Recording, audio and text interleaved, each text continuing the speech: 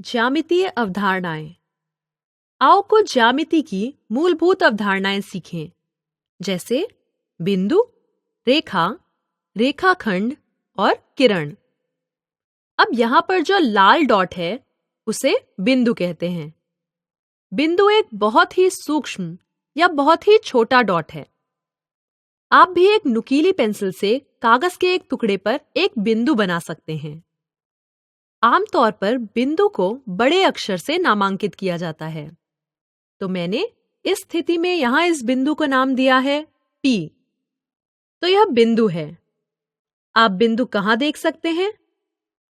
सामान्यतः आप बिंदु एक नक्शे पर देखते हैं।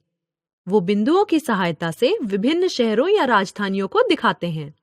इसलिए बिंदु मुख्यतः स्थिति को दिखाने के लिए प्रयोग किए जाते हैं और बिंदु की कोई लंबाई, चौड़ाई या मोटाई नहीं होती। आप कह सकते हैं कि मैं लंबाई या बिंदु की मोटाई को माप सकता हूँ। यह बहुत ही छोटी हो सकती है, मिलीमीटर या आधे मिलीमीटर भी, लेकिन मैं अभी भी इसे माप सकता हूँ। हाँ, आप माप सकते हैं क्योंकि आप बिंदु का एक चित्र आरेखित कर रहे हैं।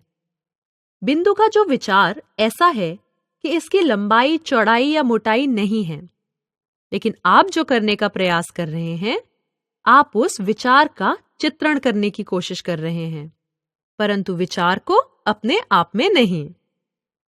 तो चलो अगली अवधारणा की तरफ चलें, जो एक रेखा है। एक रेखा अनंत बिंदुओं का एक समूह है। ऐसा लगता है जैसे अनगिनत बिंदु एक साथ मिलकर एक रेखा बनाते हैं। तो आप यहाँ जो रेखा देख रहे हैं वह सीधी रेखा है और अनंत है। इसका मतलब है कि इसका कोई अंत नहीं है, न यहाँ कोई शुरुआत है और ना ही कोई अंत। यह दोनों ही दिशाओं में अनंत तक बढ़ती है। क्या आप यहाँ तीर देख रहे हैं? यह तीर बताते हैं कि रेखा दोनों तरफ लगातार अनिश्चित दूरी तक बढ़ सकती है। आप रेखा पर कोई दो बिंदु लेकर इसका नाम लिख सकते हैं। तो यहाँ पर मैंने इस रेखा को A, B का नाम दिया है, क्योंकि मेरे पास रेखा पर दो बिंदु A और B हैं। और आप रेखा AB पर ऊपर एक छोटी सी रेखा दे रहे हैं, जो दिखाता है कि यह एक रेखा है।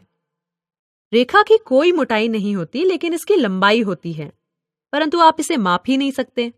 क्यों? क्योंकि यह अनिश्चित है, इसका कोई अंत नहीं है। अब अगली अवधारणा है रेखाखंड। एक रेखाखंड रेखा का ही एक हिस्सा है, जिसके कि दो अनंत बिंदु होते हैं।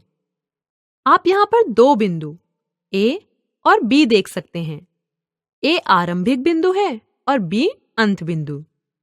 आप देख सकते हैं कि रेखाखंड का नाम AB है और इसके ऊपर एक छोटा सा डैश या लकीर है, जो कि दिखाता है कि यह एक रेखाखंड है। इसकी भी मोटाई नहीं होती, लेकिन यह रेखा का ही एक हिस्सा है, परंतु यहाँ पर लंबाई को मापा जा सकता है। अब आप लंबाई को कैसे मापते हो? इसे माप सकते हैं पैमाने की सहायता से। अब किरण की अवधारणा। किरण भी एक रेखा का ही हिस्सा है, परंतु यह एक ही दिशा में अनिश्चित दूरी तक बढ़ती रहती है। इसलिए इसका भी एक आरंभिक बिंदु है, जिसे इसका उद्गम बिंदु कहते हैं। और अगर यहाँ पर चित्र को देखें तो आरंभिक बिंदु A है और एक और बिंदु B किरण पर निर्धारित है। तो हम इन दोनों बिंदुओं में से एक को उद्गम बिंदु और दूसरे को किरण का नामांकन करने के लिए प्रयोग कर सकते हैं।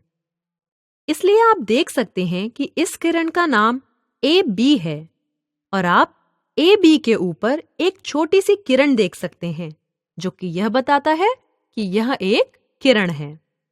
अब आपने किरण के उदाहरण कहाँ देखे हैं? हाँ, सूर्य की किरणें इसका एक अच्छा उदाहरण है, क्योंकि आप जानते हैं कि इनका एक आरंभिक बिंदु है, लेकिन आप यह नहीं जानते कि इनका अंत कहाँ पर होगा।